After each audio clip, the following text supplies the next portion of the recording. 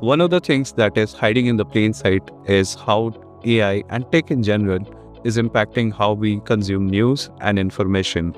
It is increasingly becoming difficult what is real and what is artificial. Today we have Devika, who is going to break it down for us the impact of AI and tech in general on how we process the information, and also we will learn from her academic trainings. Thank you, Devika, for being here. It's a pleasure, Bhushan. Devika, first of all, I'd like to begin with one simple question. How did you get into this field and what do you like the most about it? So, I came into this field very unknowingly. I did not know about fact checking before 2021. But I remember while I was working for MSN.com, we used to do comment moderation. So, MSN had automated its homepage, but they decided to moderate the comments that they were getting on their stories because that was 2020 US elections. Donald Trump was there in the scene. And that time, while we were moderating comments, we were a team of 30 people and we were moderating those comments. And a lot of bot comments also used to come in, racial and abusers also used to come in. So that time I felt that there's a lot of propaganda and misinformation happening even in the comment sections. And that's where I got a hint of misinformation. And then when I came to my current job as a fact checker and media literacy trainer, that's where I started realizing that, okay, fact checking is not a very small world, it's a very big world.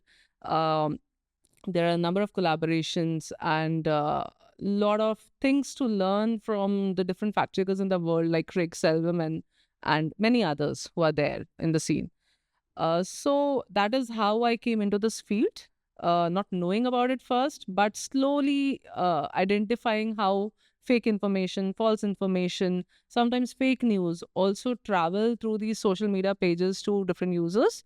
And then I started learning the concepts, methodologies, SOPs that are in practice by different institutions across the world.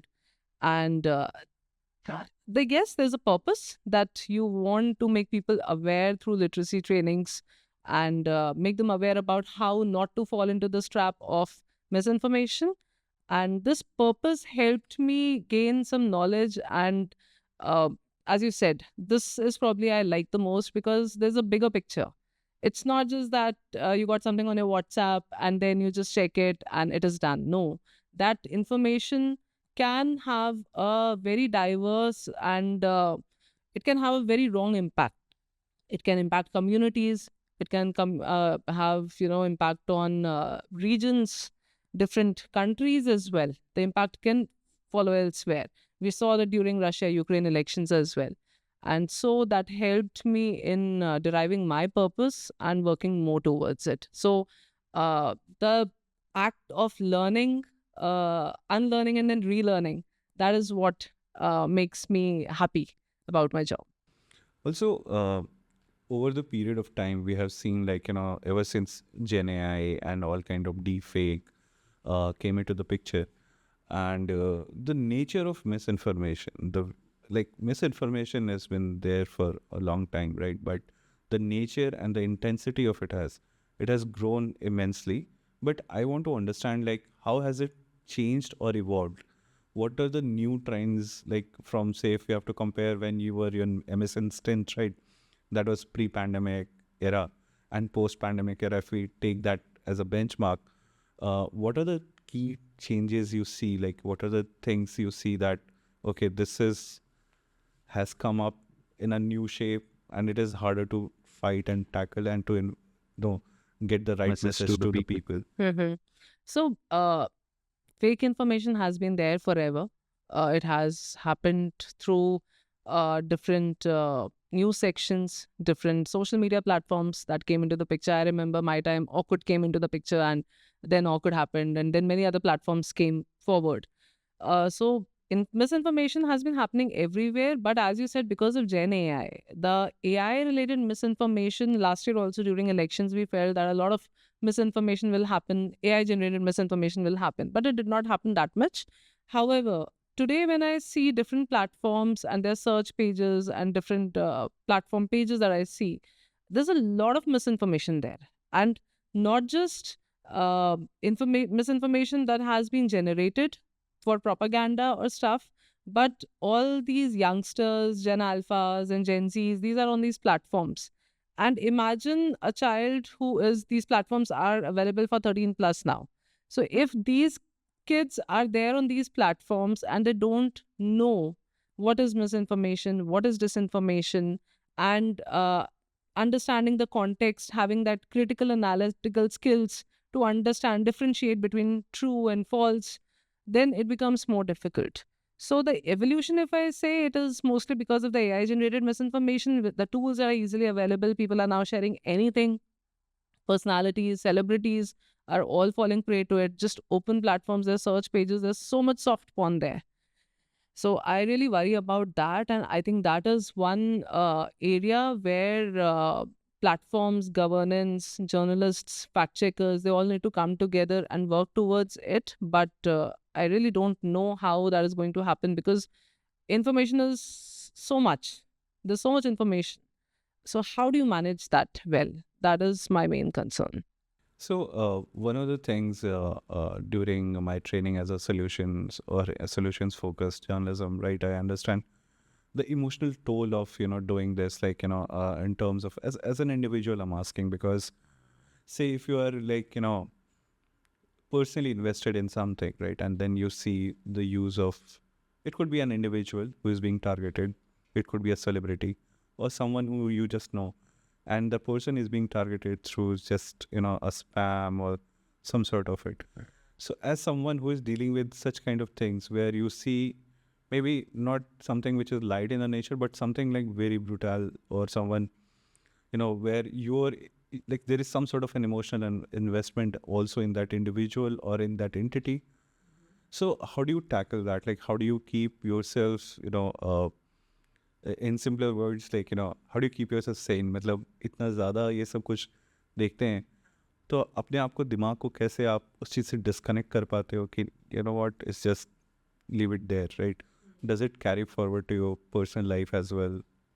It does sometimes, because misinformation की अगर हम बात करें तो misinformation always travels through trending topics. Anything that is trending, it can be Kumbh, it can be any war that is happening, it can be elections, election campaignings, propagandas that are happening.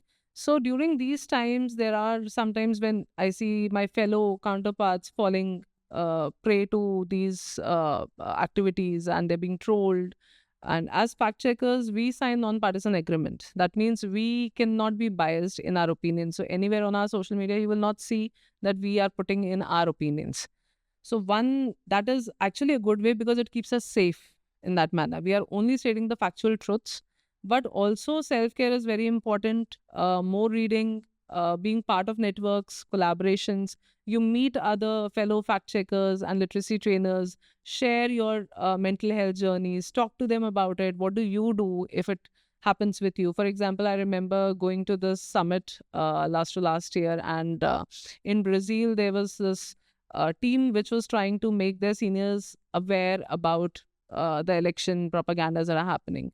And these people were trolled badly. So hearing them out on stage, that how they still kept together as a team, uh, fulfilled their purpose. Yet when that lady was talking on the stage, so somewhere it connected with us as well, because in our daily lives, if I have not faced it, but my counterparts are facing it, so those journeys, connections, I mean, as humans, connection is something that keeps us alive, right? So talking to someone about it, communicating through literacy trainings to any community that we are doing those trainings to, that helps. Talking, communicating, speaking out, that this is what we face. Maybe I cannot showcase that in my story, but through trainings, through networks, through collaborations, through human connect meetings, that helps. So from what one of my takeaways from what you just said was that it's a global phenomena, right? It's just not an India thing, right? Of course, India has its own set of problems, but the kind of challenges fact checkers or people who are in media literacy or who are trying to, just, split between the truth and fake news on this, but it's a global thing, right? So have you come across like some of the stories or something which you think it's also happening outside India as well, or have you noticed some sort of similar trends which our viewers will also relate to? Okay, it's not just in India; it's happening elsewhere also. Yeah, if you talk about deepfakes, you talk about audio clones, you go to social media pages and you see different anchors selling diabetes medicines. Their voices are cloned, their faces are used to sell gaming apps. So that is not just India related thing. It is happening elsewhere as well. US, UK, our counterparts when we meet, it is everywhere. And again, talking to them, knowing about it, makes our journey not just secluded journey, it makes us global and we are able to connect with everyone out there. So yes, mostly deepfakes is a major concern, but yes, election campaign misinformation, that is also one thing that is everywhere. I mean, you talk about US elections, you talk about other elections that are happening, there also it is there. So one of the stories which a lot of journalists discuss with each other is like, if a person is saying that it's raining outside and the person B is saying that it's not raining outside, so the journalist's job is not to publish both of the things; it's just to open the window and look outside, right? So just wanted to share that bit. So for young professionals, especially a lot of young journalists who are watching our content or our discussion, what are the key skills they need to quickly acquire and get better at, so that when they enter the field of journalism or any kind of profession which is related to journalism, they should be knowing, they should have this basic skills. So can you tell us like what are the key skills which they should have? What should they, where, since internet is a vast space, so where they should look, and what are the key areas they should get better at? Hmm. So again, sharing from my personal experience, recently I was at a university and one of the student asked me this question that uh, we talk about moral lessons, but when we go out there in the market, we are asked to sell anything for money. So where do we draw that line, and what should we do about it? So I think as a journalist or a media professional, the first main skill that you need is to express yourself. You should know how to express. This concern we are seeing while visiting universities, that many students who come to us, they're not even able to read and write properly. सो अगर हिंदी में भी आप बात कर रहे हो तो आपको हिंदी लिखनी आती है क्या? अगर इंग्लिश भी में बात कर रहे हो, इंग्लिश लिखनी आती है क्या? लिखना ही इम्पोर्टेंट नहीं है, क्या आपको अपने आप को एक्सप्रेस करना आता है? No one is asking you to use very high vocabularies, और वो कोई बहुत एकदम थरू टाइप लैंग्वेज नहीं चाहिए, but Bilkul. if you want to say something, are you able to connect and express it through any medium, any format that is out there? Secondly, you should have that research mindset. I think as journalists, we were taught कि investigation is the prime mechanism. Fact checking is what? It is investigation. You include data, you include evidences, you include all those points in your story. But as new age journalists, what I feel is that they are more into search rather than research. तो वो research का जो mechanism है, and then scientific investigations, that is very important. So that is the second skill I feel. And critical analysis and rationality. I mean, you should know, as that child asked me, why do you have to depend on when you go to a market or to an industry and then someone asks you to do this or that? We all have our moral grounds. We all know what should we do and what should we not do. So do we really know that? But I don't think, somewhere that is lost in this information ecosystem that we are part of. We are unable to differentiate between what we want. So above all the skills, I think the main skill is to know yourself. Do you actually know yourself? Once you know that, then you can work on these skills, your soft communication skills, your expression, your research perspective, innovating. Because the AI part, when you talk about AI is just a tool. वो बहुत सारी एक technology है जो आपको assist कर रही है आपके काम में. अगर आप उसको नहीं ठीक से यूज करोगे, बिंज वॉचिंग करते रहोगे, तो that technology can be harmful to your eyes, to your any body part as well. So knowing yourself and then utilizing all these skills and innovating, using the technology to innovate and build something better for a larger purpose, for a bigger picture. I think that is what anyone, in any field, any industry, need to do first. पहले आप अपने आप को जानो. Correct. तो And also, I think, in media, like especially in media, like if, from a larger perspective, and I've also worked with a lot of large publications in this country, right? And my one of the things is that there is no incentive for research, right? There is no incentive for people who want to take time to do good stories or impactful stories, right? And especially in digital, where everything has to be pushed out in a very quick manner, and that is the slippery slope where a lot of publications fall in terms to break the story first, or they want to push it first. They do not fact check it, and there have been multiple cases where some parody account has posted something, and then then some publication has picked it up, and then people are laughing about it. But for the person who is at the desk, if you think, go beyond that, there is a one person who's been asked to do, okay, this is a great story, push it, publish it in 10 minutes, 20 minutes, right? And there is no incentive for the person or the editor to allow him extra 15-20 minutes just to check if that account was legit, if something like this radical could be said or shared. So this is one of the things in media also where I see that there is a one gap where while I understand the need for speed, the intensity of work and everything, but there should be some sort of incentive, right? Where they should be allowed extra few minutes, maybe extra couple of days to if they're working on a story, to just fact check, verify it. And in slightly now it seems very dated, but there used to be 3 source rule for any kind of stories, but now that is being diluted. So that is one trend where I've seen, where if media publications, if especially people who are under decision making roles, they decide to just allow or just incentivize research and make that authenticity as their selling proposition instead of the numbers or the circulations or demographic reach, because in India you can get reach instantly by doing all those kind of paparazzi kind of content, right? So that is one of my takeaways. But I would like to add here, Again. so now newsrooms, they understand that. Last year, attending a conference, Maria Ressa, who's a Nobel Peace Prize winner, she mentioned that digital news will collapse in a year. One of the reason being what you just said. But newsrooms are getting aware about it. And like for the fact checking part, there are newsrooms who are including fact checking training for their journalists now.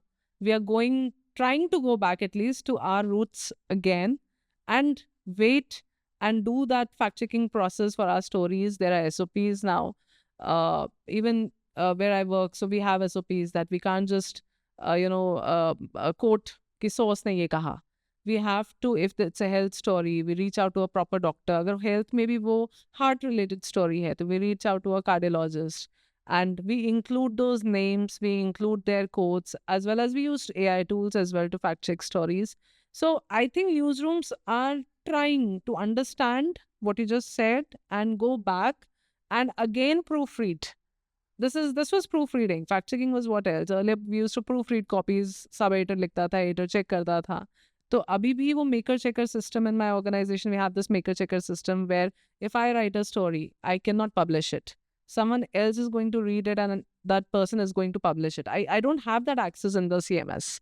So newsrooms are trying to come out they're trying to do something about it and install that mechanism of integrity, journalistic integrity again in our processes so that the trust and credibility still stays among our users and audiences. So, moving on to the technology part of everything, right? It's like a catch mice and cat game, right? Where while you are updating your knowledge, your systems, your tech, but the people who are scamming or trying to spam or misuse information, using AI, because now AI or anything that is, deepfake or anything, which is now available to almost everyone, right?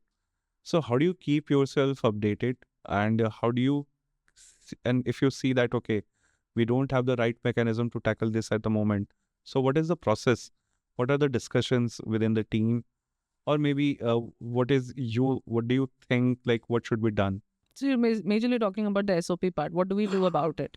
So you talk about scams, you talk about digital arrests, the deepfake scams that are happening. बच्चे के लिए call आया है parents को that your child has been into a drug trafficking something, and we have arrested him, and the parents get panicked.